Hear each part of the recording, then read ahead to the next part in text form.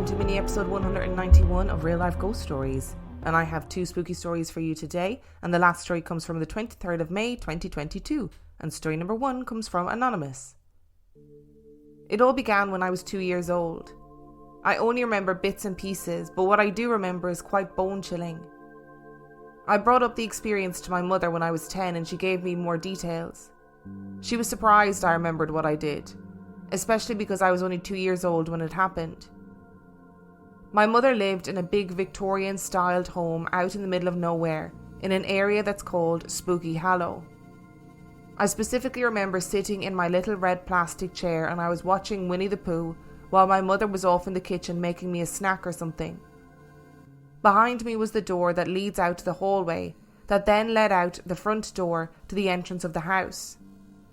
I remember feeling a burning sensation on my back, like someone or something had scratched me. Keep in mind, my mother and I were the only ones at home. We had no pets around or anything. I looked behind me and I remember seeing my tricycle ever so slowly riding down the hallway. There were no inclines, so there was no way it could just be rolling down a slant in the hallway. Then the burning sensation in my back started feeling like fire. I cried out to my mother and she rushed over, and that's all I remember. When I brought up the incident to my mother when I was 10 years old, she gave me more detail as to what happened. My mother told me that when she rushed over to me, I was continuously trying to grab at my back, and that when she looked, there was a large X carved, not scratched, carved into my back.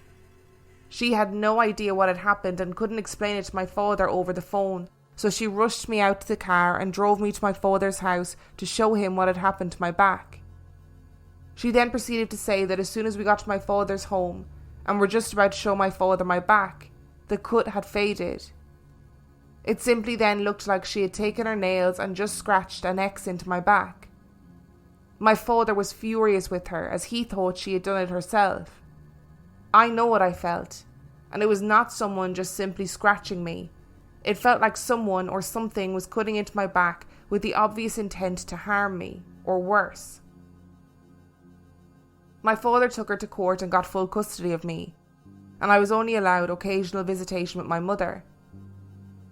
Things got weird when I turned 5. At the time it was just me and my father as well as our cat Stormy.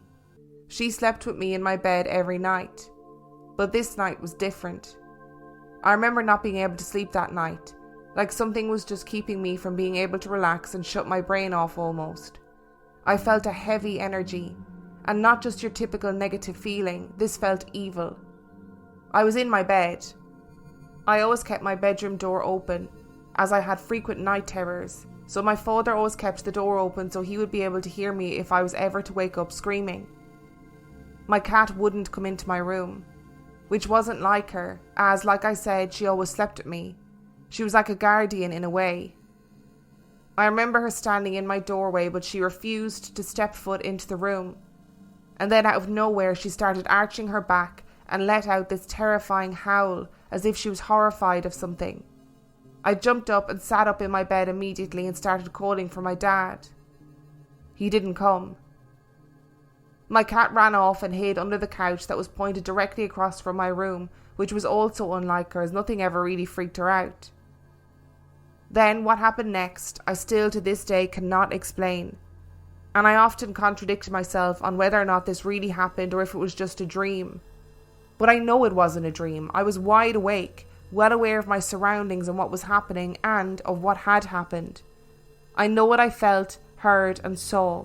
This was not a dream or a child's imagination. This was real life. The house started to shake, and it sounded like something massive was stomping through my home. Now this house was very old and fragile, so when this stomping and shaking started, it was so violent it rattled my porcelain dolls off their stands and off the shelf I had them on. It was also so violent that my bookshelf that held all of my books and movies fell over. It was almost like a large earthquake. But what was causing it? I pulled the covers over my head and started sobbing uncontrollably. Then it got unsettlingly quiet. I removed the covers from over my head and my room had gone completely pitch black, and I remember seeing 2 men in black cloaks standing on each side of my bed. I couldn't scream. Nothing was coming out. I just remember shaking uncontrollably and I was unable to speak, scream, or even move. I was frozen almost. Then, at the end of my bed, appeared another man, but this one was wearing a red cloak. And they all started chanting in a language that to this day I cannot identify. The stomping and the shaking came back, and this time it was louder and more violent. It shook my bed to the point that my bed frame broke. How is it my dad was able to sleep through this? How is he not woken up? I remember staring into my doorway, and I couldn't peel my eyes off it. The stomping got closer, and I swear on my father's grave, a very large demonic thing, at that time I was only able to describe him as being the devil himself, stepped into my doorway and just stood there for what felt like forever. He didn't come any closer. He just stood there pointing at me and laughed. I was finally able to let out the most blood-curdling scream imaginable, and everything went away. My dad came rushing into my room and flicked on the light. My bookshelf was back to normal, my dolls were back in their place, and he kept asking me what had happened for me to scream like that. I told him what had happened, and at first he thought it was just a bad dream again. Until he noticed that my bed frame was completely broken down the middle. From that moment, up until I was 7 years old, I slept in my father's room and the night terrors stopped. I haven't had one nightmare since. Except for one, where in my nightmare, that demonic being would be standing at the end of my bed. I have this same dream 3 times every year to this day, and now I'm 23. Could I have been marked? Did something from that house attach itself to me during the incident that took place when I was 2? The house has since been demolished. Sorry, there is so much going on in this story that I don't really even know where to start. So first of all, I do think it's reasonable to think that you can remember things from that far back. Like, I've said it before and I'll say it again. I can remember my first steps and nobody ever believes me. Well, actually my family do because they were obviously there and witnessed it. I remember my first steps. Granted, I didn't start walking until I was like 3 or something because I was really lazy, but I remember it, you know, and there are lots of things that you remember from the time that you were a child. Just because you were 2 doesn't mean you don't remember things. Anyway, whatever marked your back, I don't know what to tell you. Like, I don't know what to tell you about that, because it like, as you said, carved an X into your back, and then the X was gone by the time you got to your dad's house. That's very strange. And I don't want to be dismissive about your story whatsoever. Like, I really don't. But the fact that you screamed for your dad and he didn't come, but came later when you screamed, makes me wonder if it was a pretty intense experience of sleep paralysis, especially when everything was back together, or back the way it was after the episode was over. Although your bed was broken in 2, you know, or cracked down the middle at least. So, don't know what to tell you about that part of it. I mean, even if a 5-year-old is like vigorously jumping on a bed, are they likely to break the bed, crack it down the middle? I don't think so. I had to stop recording there to have a big panic because I started hearing this child singing and I was like, what the heck is that?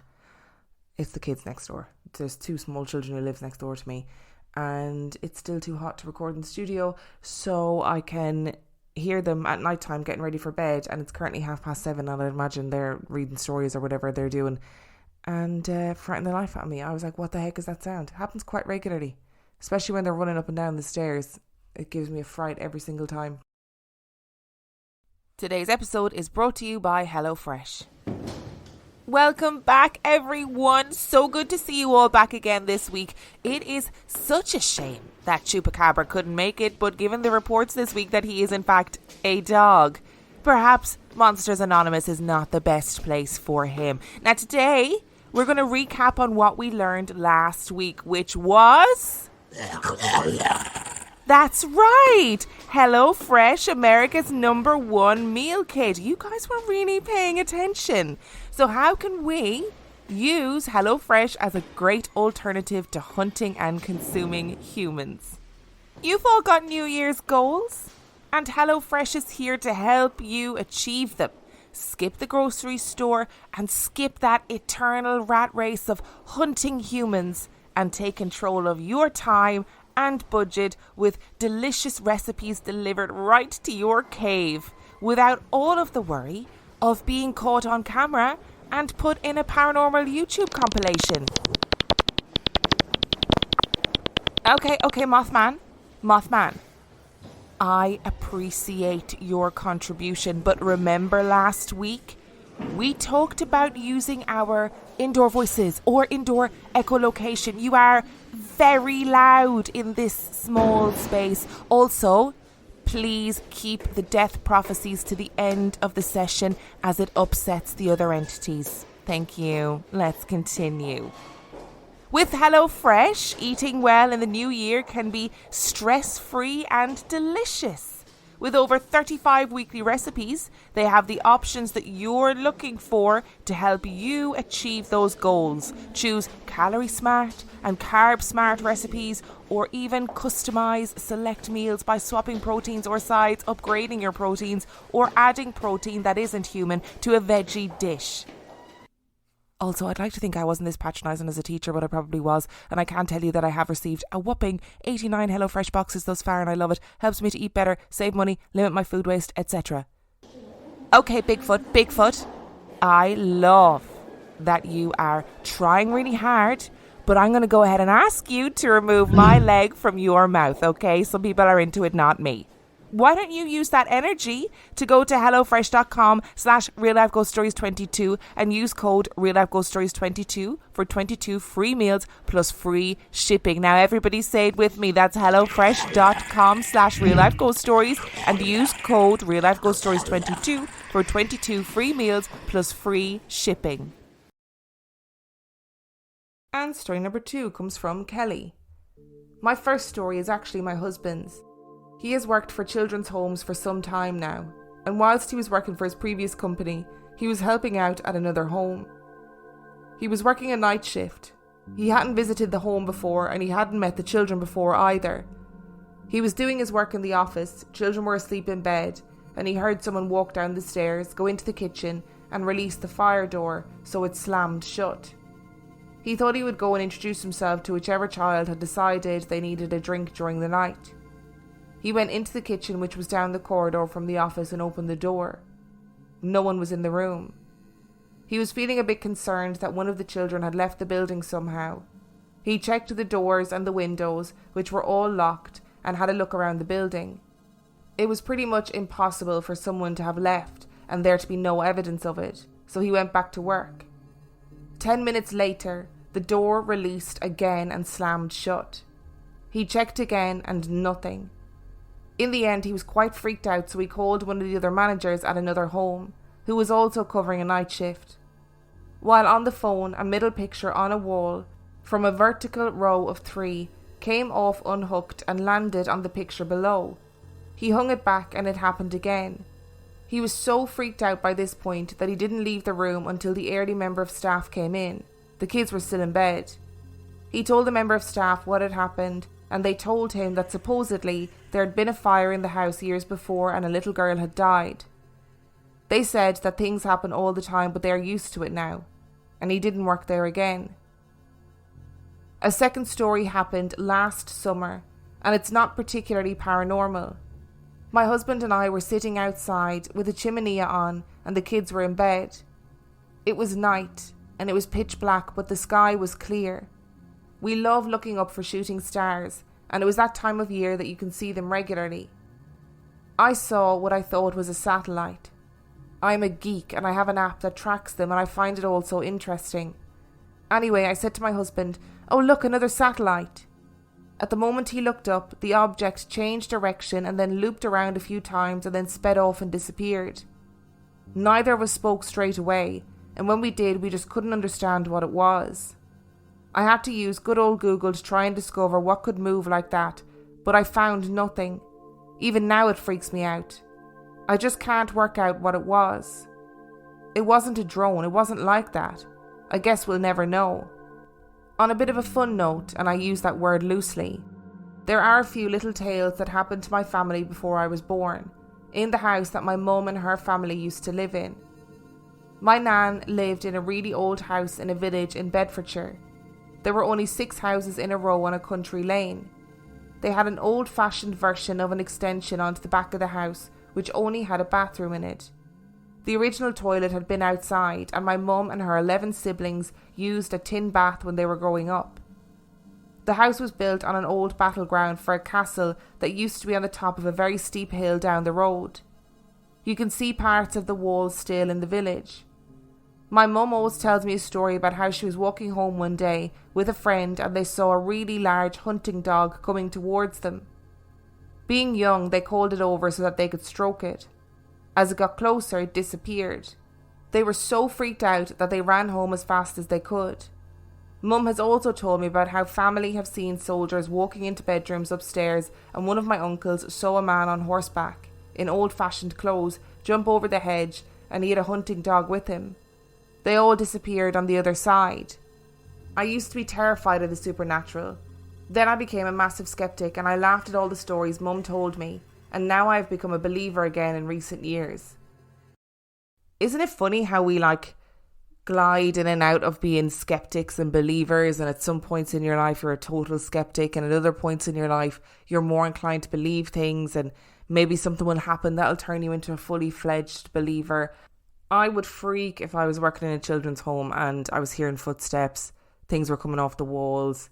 Oh no, I'd freak, because you've got, firstly, the worry that it is one of the kids who's gotten out of the house, or something has happened, or there's a safeguarding concern, right? That would be the main concern. But when you've ticked all the boxes and gone, okay, it's none of those things, what are your options? Oh yeah, the kids that died in a fire many, many years ago. Oh no, I wouldn't go back and work in that house either. I'd be like, no money is worth this. And I don't know what I would do if I was sitting outside and I saw what I thought was a satellite and then it was like looping all over the sky. Oh, I'd lose my mind. I find it so frightening. I know there are military aircraft, is that what you could call them? Like military aircraft that are being kind of developed, etc., that can probably move in a much different way than we are used to and even aware of. But I just can't with UFO stories. They really freak me out. And there are so many phantom hound stories from all over England, especially around places where there were castles, etc. So maybe that's what your mum actually encountered, was a phantom hound. Thank you so much to Anonymous and Kelly for sending in your stories, and thank you for listening. Remember, the last story came from May the 23rd, 2022. If you've got a story that you would like to share, you can send it to reallifeghost-stories-podcast@gmail.com. You can also check out the website reallifeghost-stories-podcast.com, and if you are desperate for more content, you can get access to every single main and mini episode completely ad-free, as well as heaps of extra content if you sign up on patreon.com/reallifeghost stories. And on that note, I shall see you next time.